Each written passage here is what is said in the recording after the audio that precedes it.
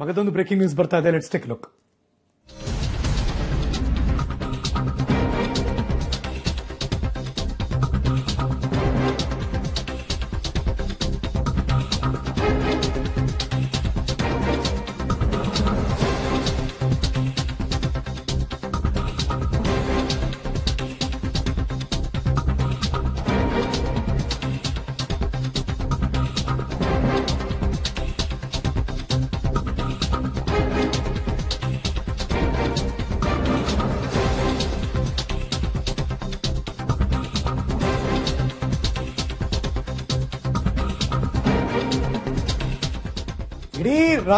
ಇಡೀ ಆ ಕಾನ್ಸ್ಟಿಟ್ಯೂನ್ಸಿಲಿ ಮಂಡ್ಯ ಲೋಕಸಭಾ ಕ್ಷೇತ್ರದಲ್ಲೇ ಒಂದು ರೀತಿ ತೆನೆ ಹೊತ್ತ ಮಹಿಳೆ ಎಲ್ಲಾ ಕಡೆ ವಿಜೃಂಭಿಸ್ತಾ ಇದ್ದಾರೆ.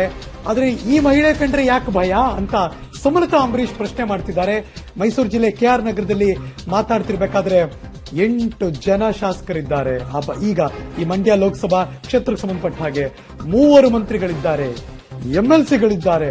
ಇಷ್ಟೆಲ್ಲ ಇದ್ಮೇಲೆ ಎಷ್ಟು ಸ್ಟ್ರಾಂಗ್ ಅವರು. ನನ್ನ ಕಂಡ್ರೆ ಯಾಕೆ ಭಯ? ಕಾಂಗ್ರೆಸ್ ನಾಯಕರಿಗೆ ಸಾರಾ ಮಹೇಶ್ ಅವರು ಯಾಕೆ ಎಚ್ಚರಿಕೆ ಕೊಡ್ತಿದ್ದಾರೆ ಅನ್ನುವ ಮಾತನ್ನ ಶ್ರೀಮತಿ ಸುಮಲತಾ ಅಂಬರೀಶ್ ವ್ಯಕ್ತಪಡಿಸಿದ್ರು. ಅವ್ರು ಯಾಕೆ ಮಾತಾಡ್ತಿದ್ದಾರೆ ನನಗೆ ಗೊತ್ತಾಗ್ತಾ ಇಲ್ಲ. ಯಾಕೆಂದ್ರೆ 8 ಅವರೇ MLAs, 3 ಸಚಿವರಿದ್ದಾರೆ, MLCಗಳಿದ್ದಾರೆ, CM ಇದ್ದಾರೆ. ಇನ್ಯಾಕೆ ಅವ್ರಿಗೆ ಭಯ? ಅವ್ರು ಆರಾಮ ಗೆದ್ಕೊಂಡು ಬರ್ಬೋದಲ್ಲ, ನಾವೇ ಬೇಡ ಅನ್ನಲ್ಲ. ಅವ್ರನ್ನೇ ಕೇಳಿ.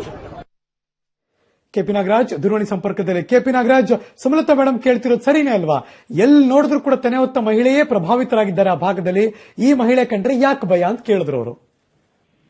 ಸುಮಲತಾ ಅವರು ಏನೋ ಪ್ರಚಾರದ ಭರಾಟೆಯ ಸಂದರ್ಭದಲ್ಲಿ ರಾಜಕೀಯದ ಪಟ್ಟಗಳನ್ನ ಕಲಿತಾ ಇದ್ದಾರೆ ಅನ್ನೋದಕ್ಕೆ ಇವತ್ತಿನ ಈ ಪ್ರತಿಕ್ರಿಯೆ ಸ್ಪಷ್ಟವಾದಂತಹ ಉದಾಹರಣೆ.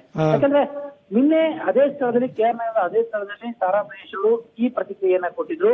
ಇವತ್ತು ಅದೇ ಸ್ಥಳದಲ್ಲಿ ಬಿಟ್ಟು ಪ್ರಚಾರಕ್ಕೆ ಬಂದಿದ್ದಂತಹ ಸುಮಲತಾ ಅವರು ಇದಕ್ಕೆ ಒಂದು ರೀತಿಯಾದಂತಹ ಸ್ಥಾನವನ್ನ ಕೊಡ್ತಾ ಇರುವಂತದ್ದು. ಯಾಕಂದ್ರೆ ಈ ಹಿಂದೆ ಹಲವು ಬಾರಿ ಈ ರೀತಿಯ ಪ್ರತಿ ಹೇಳಿಕೆಗಳನ್ನ ಇಷ್ಟರ ಮಟ್ಟಿಗೆ ಸುಮಲತಾ ಅವರು ಕೊಡ್ತಾ ಇರಲಿಲ್ಲ. ಆದ್ರೆ ಇದೇ ಮೊದಲ ಬಾರಿಗೆ ಜೊತೆಗೆ ಅವ್ರು ಕೇಳ್ತಿರೋದ್ರಲ್ಲಿ ಅವ್ರು ಟಾಂಗ್ ಕೊಟ್ಟದ್ರಲ್ಲಿ ಲಾಜಿಕ್ ಇದೆ ಕೂಡ. ಹೌದು, ಆ ಲಾಜಿಕಲ್ಲಿ ಅವ್ರು ಮಾತಾಡ್ತಾ ಇರುವಂತದ್ದು. ಎಲ್ಲಾ ವಿಧಾನಸಭಾ ಕ್ಷೇತ್ರಗಳಲ್ಲೂ ನಿಮ್ಮವರೇ ಅಂದ್ರೆ JDS ನವರೇ ಇರುವಂತಹ ಸಂದರ್ಭದಲ್ಲಿ ನಿಮಗೆ ಯಾಕೆ ಭಯ? ನೀವು ಯಾಕೆ ಎಚ್ಚರಿಕೆ ಸಂದೇಶಗಳನ್ನ ರವಾನೆ ಮಾಡ್ತಾ ಇದ್ದೀರಾ ಅನ್ನುವಂತಹ ಪ್ರಶ್ನೆಯನ್ನ ಸುಮಲತಾ ಅವರು ಖಂಡಿತವಾಗ್ಲೂ ಕೂಡ ಒಬ್ಬ ರಾಜಕೀಯವಾಗಿ ಯಾವ ರೀತಿಯಂತ ಹೇಳಿಕೆ ಮತ್ತು ಪ್ರತಿ ಹೇಳಿಕೆಗಳನ್ನ ಕೊಡ್ಬೇಕೋ ಅದೇ ನಿಟ್ಟಿನಲ್ಲೇ ಸುಮಲತಾ ಅವರು. ಬಟ್ ಜೊತೆಗೆ ಅವರ ಮಾತಿನ ಧಾಟಿಯಲ್ಲಿ ತುಂಬಾ ಖುಷಿ ಇತ್ತು. ಅಂದ್ರೆ ಅರ್ಥ, ನಾನು ಯಾರಿಗೋ ಭಯ ಹುಟ್ಟಿಸಿದೀನಿ, ಒಂದ್ ರೀತಿ ಅದು ಕುಹಕನ ಅದು ಅಲ್ಲ, ಒಂದು ಅರ್ಥದಲ್ಲಿ ಅದು ಕೂಡ. ಯಾಕಂದ್ರೆ ಇಲ್ಲಿಯವರೆಗೆ ಸುಮಲತಾ ಅವರ ಸ್ಪರ್ಧೆಯ ವಿಚಾರದಲ್ಲಿ ಭಿನ್ನ ಸ್ವರಗಳನ್ನ ಏರ್ತಾ ಇದ್ದವರು ಈಗ ಏಕಾಏಕಿ ಕಾಂಗ್ರೆಸ್ನವರ ವಿಚಾರದಲ್ಲಿ JDS ನವರು ಮಾತಾಡ್ತಾ ಇರುವಂತದ್ದು ಸಹಜವಾಗಿನೇ ಅದರ ಅಭ್ಯರ್ಥಿಗೆ ಹೌದು ಎಲ್ಲವೂ ರೆಸ್ಪೆಕ್ಟ್ ಆಗ್ತಾ ಇದೆ JDSಗೆ ಅನ್ನುವಂತಹ ಸಂದೇಶ ರವಾನೆ ಆಗ್ತಾ ಇದೆ ಅನ್ನುವಂಥದ್ದೇ ಅವರ ಇವತ್ತಿನ ಸಂತೋಷಕ್ಕೆ ಕಾರಣ. ಜೊತೆಗೆ ಅವರ ಕಾನ್ಫಿಡೆನ್ಸ್ ಇತ್ತು ಅವ್ರು ಮಾತಾಡ್ತಿರ್ಬೇಕಾದ್ರೆ ಕೂಡ. ಅಂದ್ರೆ ನೀವು ಏನೇ ಅನ್ಕೊಂಡ್ರು ಕೂಡ ಹಲವಾರು ಜನ ನನ್ನ ಜೊತೆ ಇದ್ದಾರೆ ಎನ್ನುವ ಒಂದು ಆತ್ಮವಿಶ್ವಾಸ ಕಾಣಿಸ್ತಾ ಇತ್ತು ಅವ್ರ ಮಾತಲ್ಲಿ.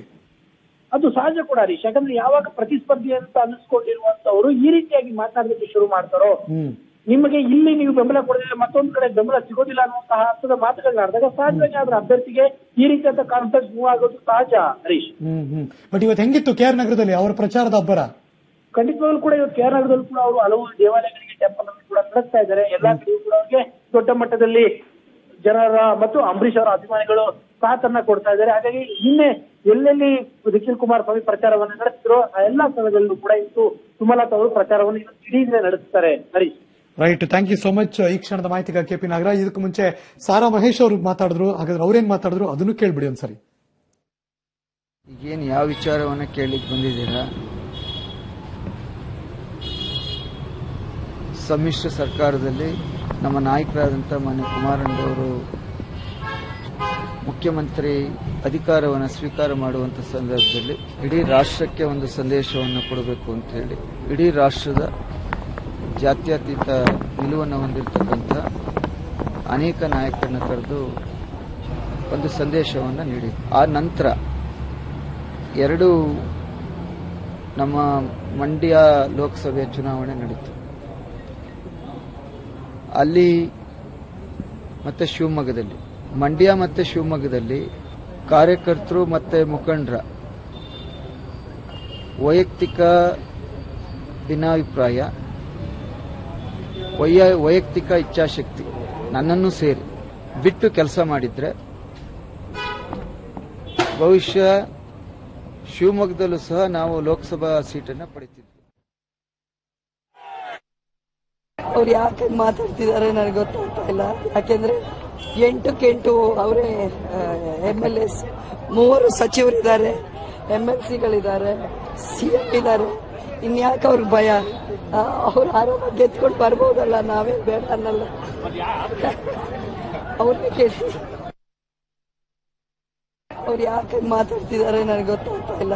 ಯಾಕೆಂದ್ರೆ 8 ಅವರೇ MLAs, 3 ಸಚಿವರಿದ್ದಾರೆ, MLCಗಳಿದ್ದಾರೆ, CM ಇದ್ದಾರೆ.